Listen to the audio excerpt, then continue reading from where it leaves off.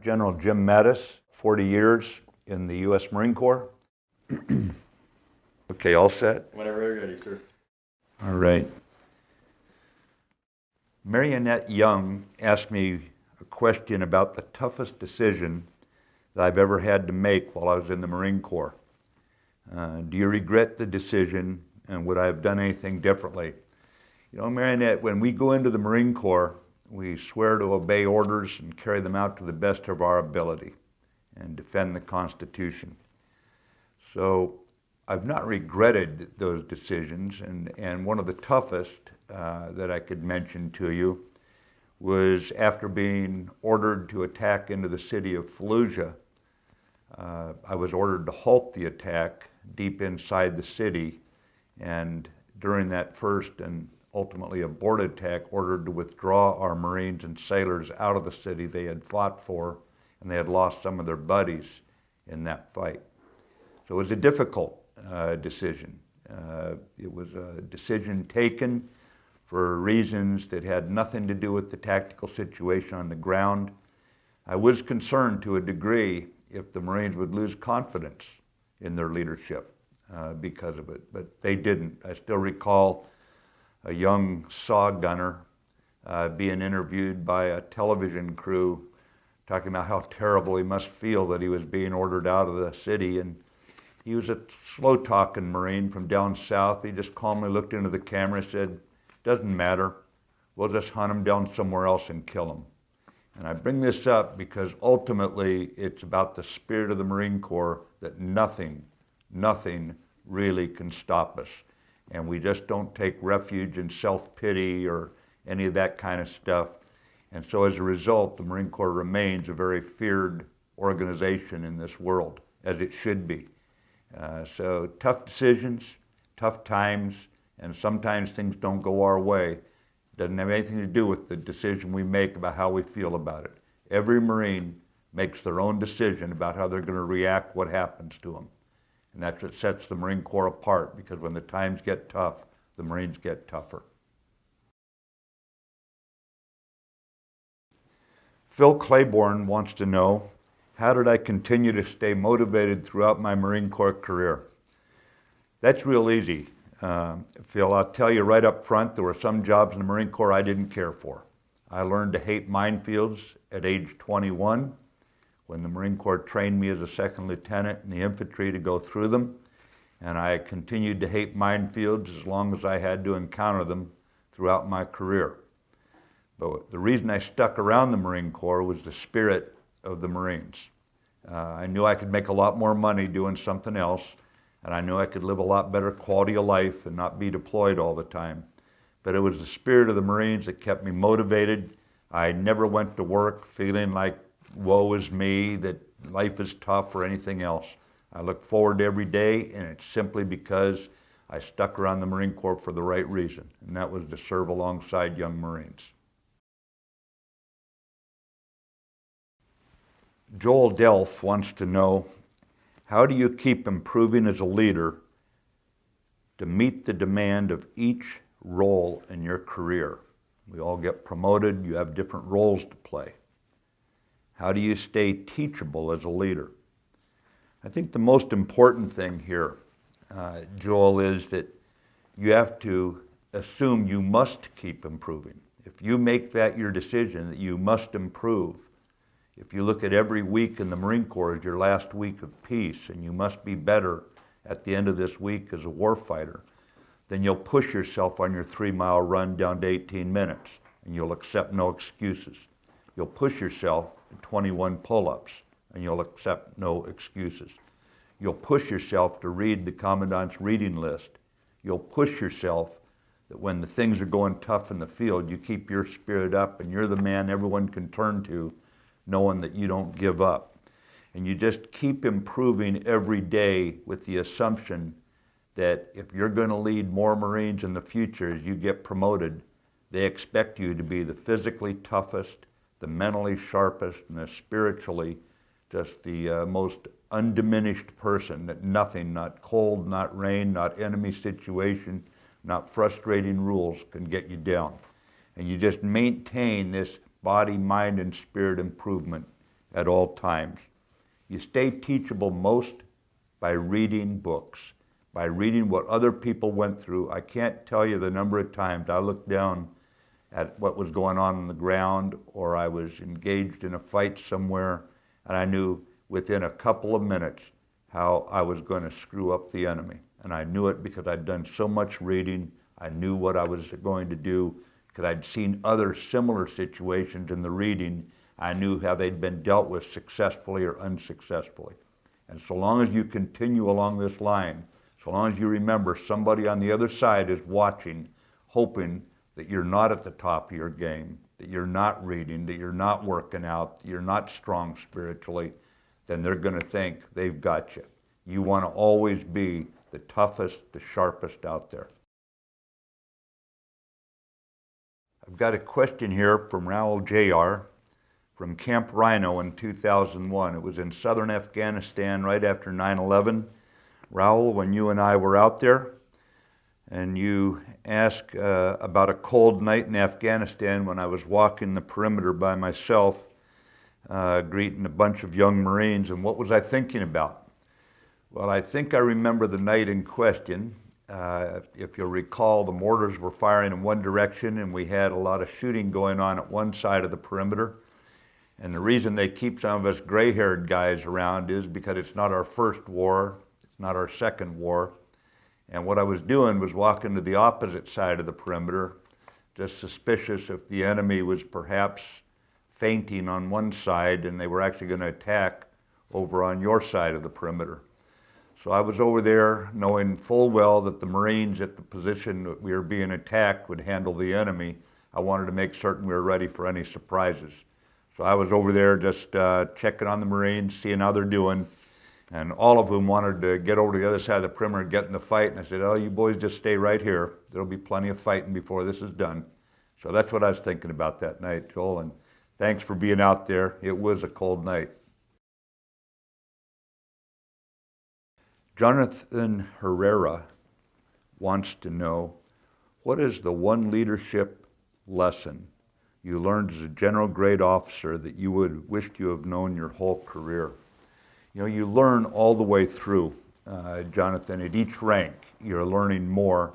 And if there was one lesson that came more and more into focus over the years, it was one I learned by watching similar sized units. Like, for example, I watched dozens of platoons go through certain ranges, or I saw companies, dozens of companies in fights.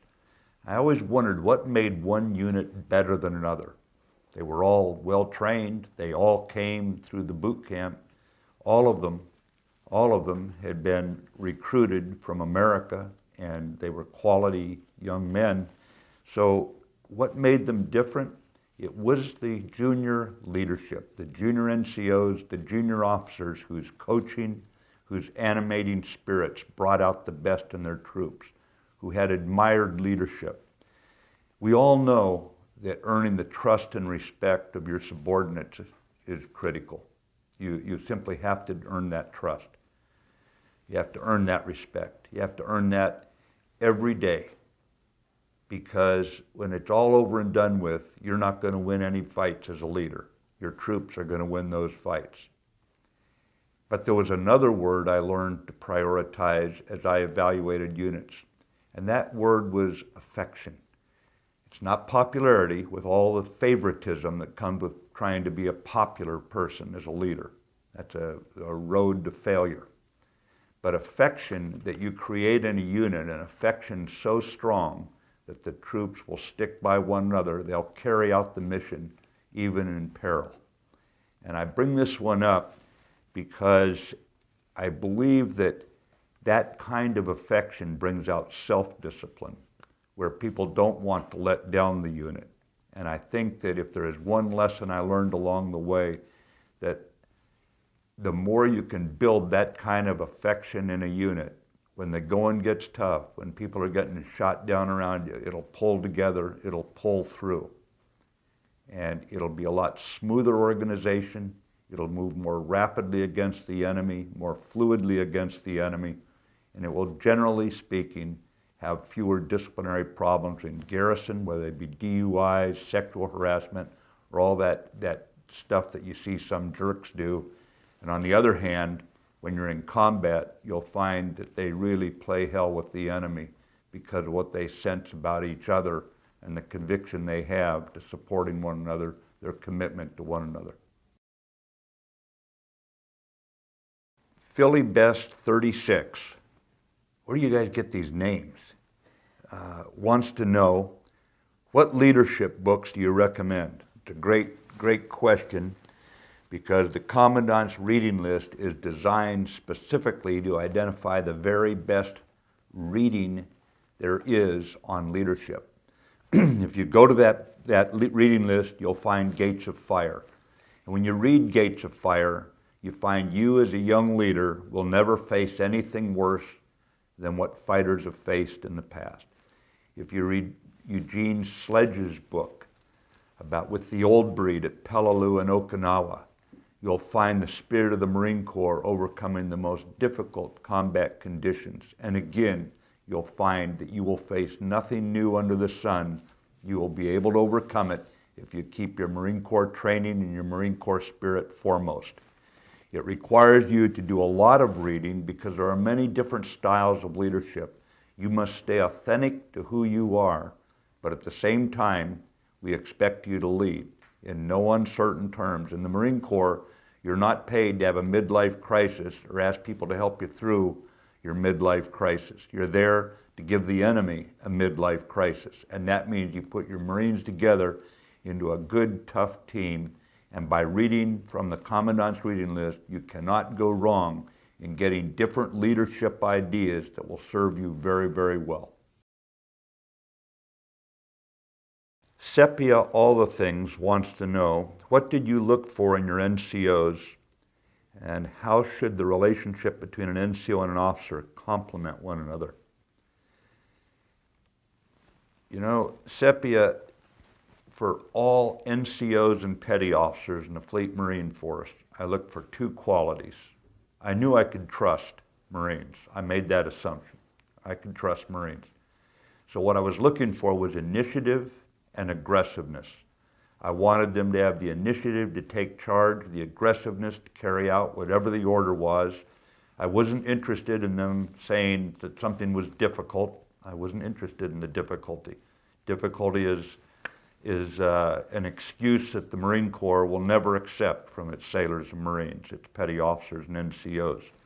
So I looked for the initiative and aggressiveness and the ability to bond with their troops so that their troops looked at them as the admired leader, the toughest leader, the most capable leader that they could hope for. As far as the relationship between an NCO and an officer, there are some things that rightly belong to NCO leaders. These are things that have to do with the daily functioning of the unit, while the officer should be more concerned with being the sentinel, looking further out, making certain his unit is ready for whatever is coming down the pike, whatever missions are coming. So he's always on the lookout for an enemy, for an ambush, this sort of thing, and creates that kind of combat hunter mentality in the Marines. But the NCO has got to make certain, the petty officer has got to make certain that the sailors and Marines look and act like Marines and they're ready for whatever is coming. Whatever the officer brings down as the mission, they are ready to embrace it and carry it out. Hey Del Bono wants to know, again, where do you guys get these names? You know, I'm going to come up with a few good ones for myself after this. Hey Del Bono asks, what in your opinion is the most important leadership trait and why? There is no way to separate out the leadership traits, because if you prioritize one over the others, then you actually become a weaker leader. You've got to look at all of them and how they come together that make you into the kind of leader that your troops want to follow and are willing to follow, knowing you have the skill and the enthusiasm, you have the passion, you have the compassion that makes you the full package. Remember, What we want to do is make Marines and win battles. And you do this by creating a Marine Corps that is no better friend and no worse enemy. You can't be strong in one leadership trait and lackluster in another and be a good leader. So the answer to the question about which is the most important leadership trait, I think it's how you put it together in your own authentic way so you stay yourself, but at the same time you recognize your responsibility to put all the leadership traits together in one complete package. Roy McVeigh asks, what is the kill casualty radius of my knife hand? Well, Roy, I would tell you that once you get to be a high-ranking officer, the kill casualty radius is whatever your Marines make it. And by the time I got up to senior ranks, it was hundreds of miles. But I would just tell you that I remain humbled that I was able to stay in the Marine Corps so long when young Marines like you would make that kill casualty radius very deep in enemy territory and carry out the Marines' mission in a way that by the time you're a high-ranking officer, basically your reputation is carried, made by you young Marines who went into the fights with the enemy. So the kill casualty radius, as far as you can throw it there, young man. Thank you.